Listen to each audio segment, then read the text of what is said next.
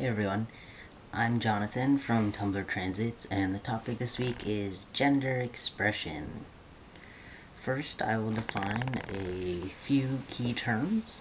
They are sex, gender or gender identity, and gender expression. Sex is a biological term. The three sexes are male, female, and intersex. There are many ways to be intersex. For example, people that have a combination of sex chromosomes other than XX or XY may be considered intersex. Also, people born with ambiguous genitalia may be considered intersex.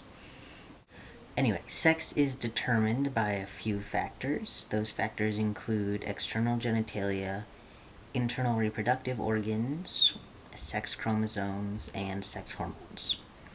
This sounds complicated, but for the vast majority of people, biological sex is simple to determine because all the aforementioned factors indicate the same biological sex.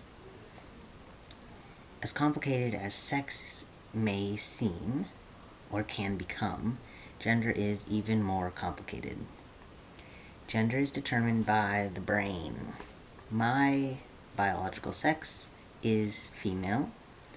However, my gender is male because my brain believes it's male. My sex and gender do not align. I am trans because trans means on opposite sides.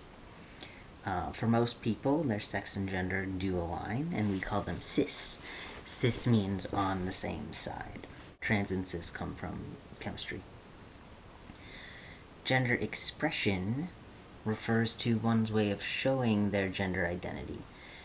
Masculinity and femininity are human concepts that can vary by culture. By my culture's standards, my gender expression is fairly masculine. I wear men's clothing or unisex clothing. I have masculine mannerisms and speech patterns. The sports I do are wrestling and rock climbing. My fairly masculine gender expression aligns with my male gender identity. However, that does not have to be the case. For many people, there is a dichotomy between their gender identity and their gender expression.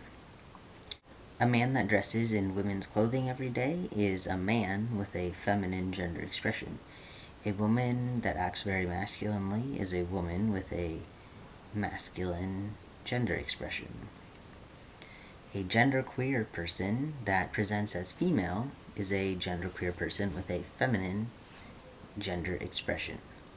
There are infinite ways to express one's gender identity.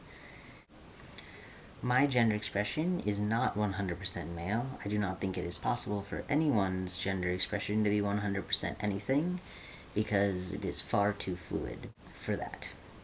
Some days I wear particularly tight t-shirts that may be seen as feminine. Sometimes I sit with my legs crossed. My favorite movies are Mean Girls and 10 Things I Hate About You. There are feminine things about me, even though I am male. The relationship between passing and gender expression is fairly strong for many trans people early in their transition. However, for people that choose to medically transition, it does not take long on hormones before there is only a slight correlation between passing and gender expression. This slight correlation is the same slight correlation that exists for cis people.